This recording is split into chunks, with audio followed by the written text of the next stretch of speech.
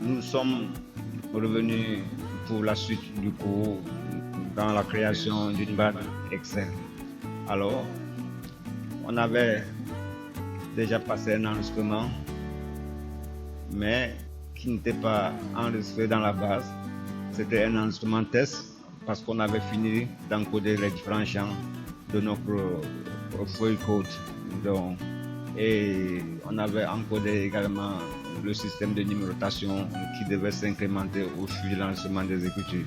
Donc maintenant, nous devons créer une macro qui va venir ramasser tout ça et aller ici dans la feuille base,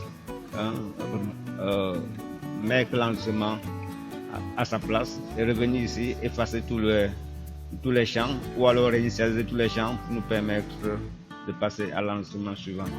Pour ce faire, je dois cliquer ici sur l'onglet développeur ici parce que pour créer la macro, il faut impérativement passer par l'onglet développeur.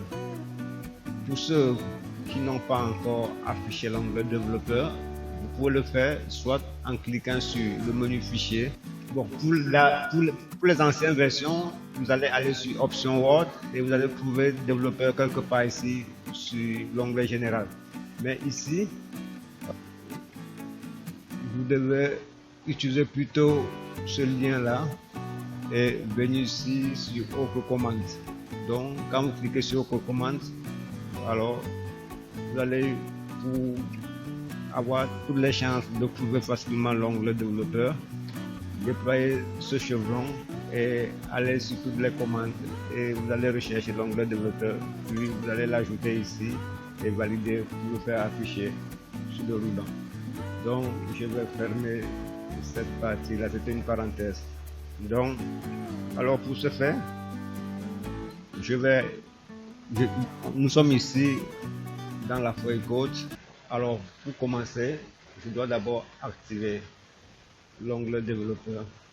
Une fois que j'ai activé l'onglet développeur, je vais cliquer ici sur l'icône là qui symbolise l'enregistrement de la macro. Je clique une fois. Alors une fois que j'ai cliqué sur ça, je vais nommer ma macro. Donc je supprime ce qui est là, je nomme Bibi. Une fois que j'ai nommé la macro,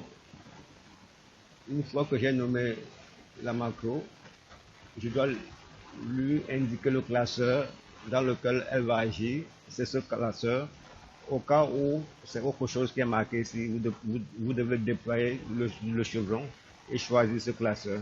Une fois, validé par OK. À partir de cet instant, tous les mouvements que j'effectue à la souris sont enregistrés. Donc, je suis là, donc je viens ici à l'onglet accueil, puis je viens à l'onglet base en bas, donc l'onglet de la feuille base. Alors, il y a déjà une sélection qui est là, donc je vais cliquer sur insérer des lignes, donc la commande est quelque part là. Donc voilà, la commande est là. Je vais déployer ce chevron, puis je clique sur insérer des lignes. Effectivement, la ligne est insérée. Quand j'insère des lignes, je dois retourner dans la feuille code ici. Donc je retourne dans la feuille code et je dois sélectionner mon enregistrement. Donc je sélectionne ça jusqu'ici. Une fois que j'ai sélectionné l'enregistrement, je clique sur cette icône. Donc une fois pour copier cet enregistrement. Alors une fois que j'ai copié l'enregistrement, je dois retourner dans la feuille base de données par le bas. Donc je clique sur l'icône une fois et je viens encore une fois de plus. Je sélectionne l'enregistrement qui est là. Voilà, je sélectionne cet enregistrement et je viens maintenant ici au niveau de la commande coller. Je clique sur le chevron et là où on a mis coller des valeurs, je clique sur l'icône qui est là. Voilà. Maintenant, les données sont dans la feuille base de données. Alors, je dois retourner dans l'onglet code et je sélectionne un à un notre feuille ou bien nos données qui sont dans notre feuille de données. Avec la commande sup, je vais enlever ou bien supprimer. Alors, le deuxième, je vais cliquer sur la commande sup. Ça, je supprime. Ça, je supprime. Ça, je supprime. Et ça, je supprime. Voilà. Une fois que j'ai supprimé tout cela, je viens maintenant au niveau de l'onglet développeur et je m'assure que tout a été supprimé.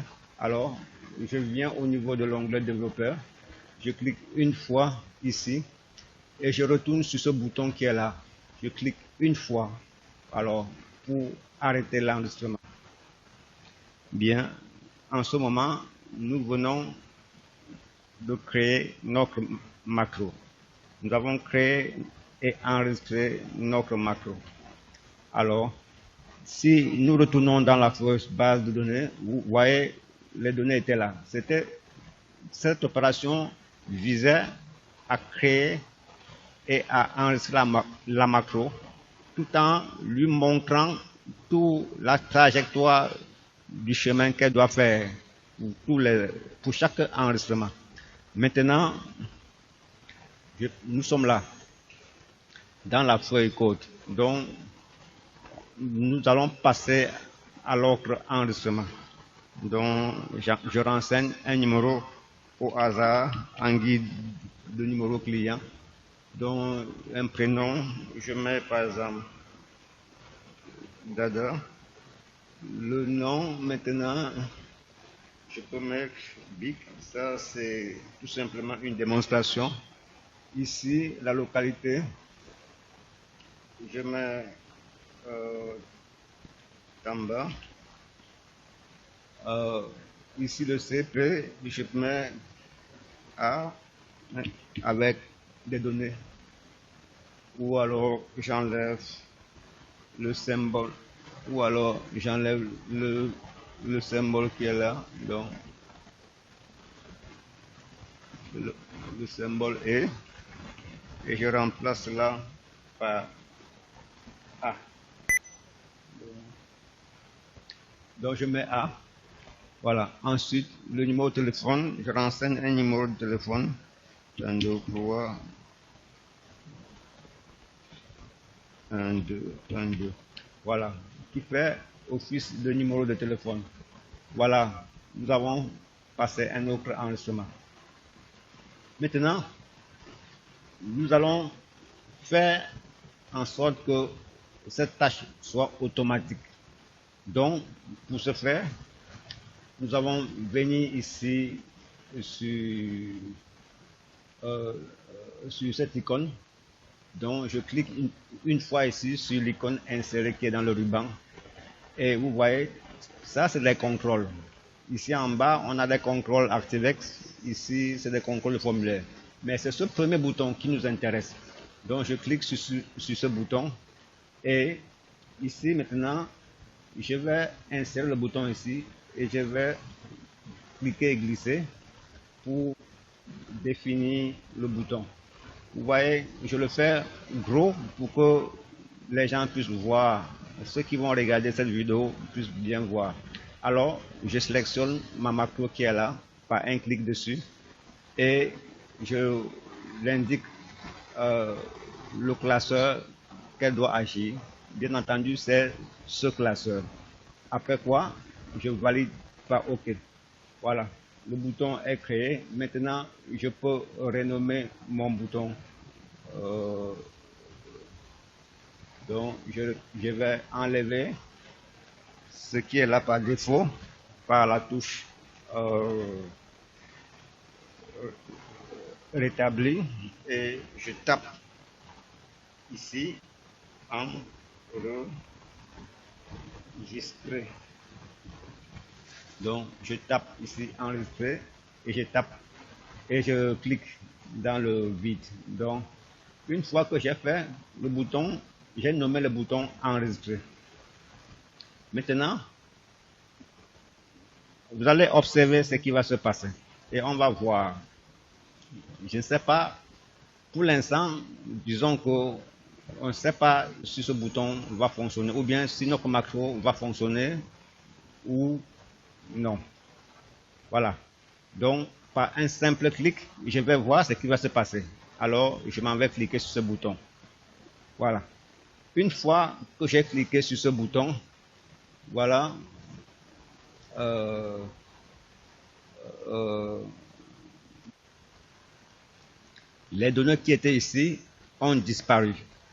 Donc, automatiquement, la macro a déplacé les données. Mais si la macro déplace les données, c'est à coup sûr ici qu'elle va venir les laisser. Donc, je clique sur la feuille basse et effectivement, je trouve les données qui sont là. Donc, alors, les données sont là, ici. Ça a été déplacé par la macro. Donc, notre bouton fonctionne à merveille. Je reviens ici sur l'onglet code. Alors, nous allons répéter l'opération pour voir. Ici, ça a marqué 3. Ça veut dire que nous sommes à notre troisième enregistrement qui n'est pas encore effectif. Donc, ici, je renseigne un numéro encore au hasard et je remplis le prénom.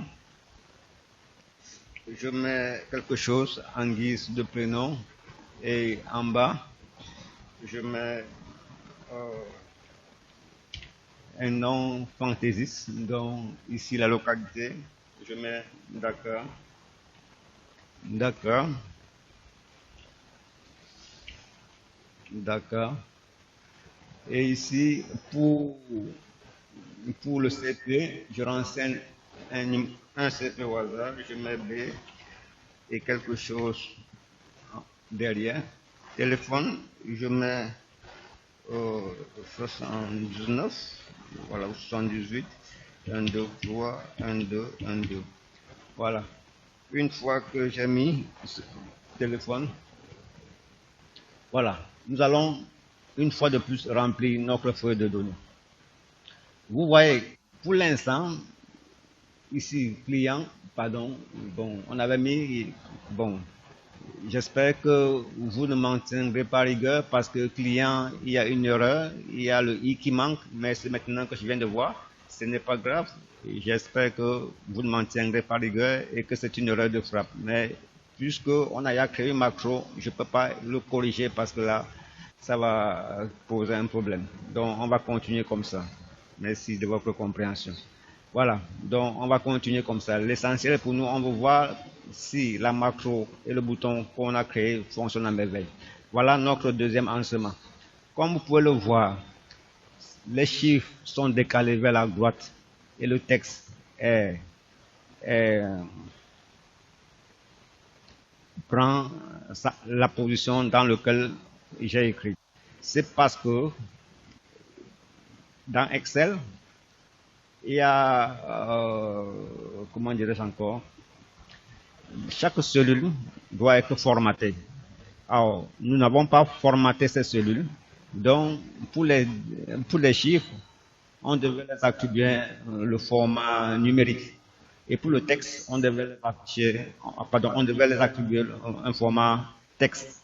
Comme ça, pour que cela respecte normalement. Mais ici, nous avons utilisé un classeur avec des cellules qui sont, je crois qui gardent leur format d'origine. Alors, je peux cliquer ici sur accueil pour voir au niveau de, voilà, le format ici, il est standard, vous voyez. Le format standard, ça veut dire que les chiffres sont, quand vous tapez les chiffres, ils viennent comme des chiffres, le texte vient comme le texte. Donc, chaque donnée que vous mettez vient dans le format qui lui est propre. Donc, c'est pour ça que vous voyez ce décalage. Voilà. Maintenant, je m'en vais cliquer sur le bouton. Alors, observez bien ce qui va se passer. Donc, je clique. Voilà. Une fois que je clique, une fois de plus, notre macro ou bien notre bouton à déplacer les données qui à coup sûr sont ici dans la feuille base. Alors pour s'en apercevoir, on clique ici dans la feuille base et on vous voit que nous sommes à la troisième ici dans la feuille base, troisième enregistrement.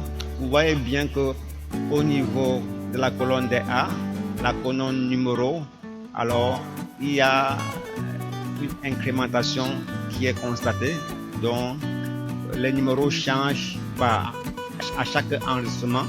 C'est pas quelqu'un qui tire les ficelles derrière, mais c'est à cause du code de notre fameux formule max qui fait partie des formules qui se trouvent dans la bibliothèque de Excel et qui fait en sorte que vous constatez l'incrémentation de la zone numéro. Maintenant,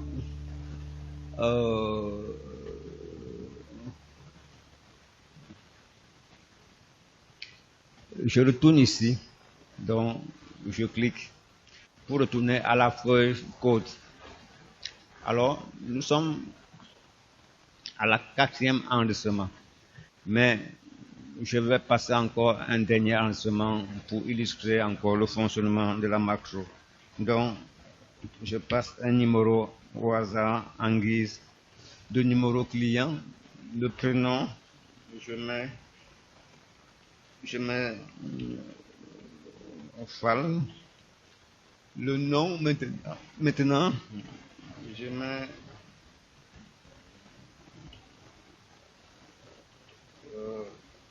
Gay. La localité, je mets Thiès, comme ça. Ici, le secret, je mets A et quelque chose pour la démonstration. Le numéro de téléphone, on saisit quand même quelque chose. Voilà. Ainsi, on a saisi notre enregistrement. Maintenant, nous allons tester pour une dernière fois notre bouton. Alors, je m'en vais cliquer sur ce bouton.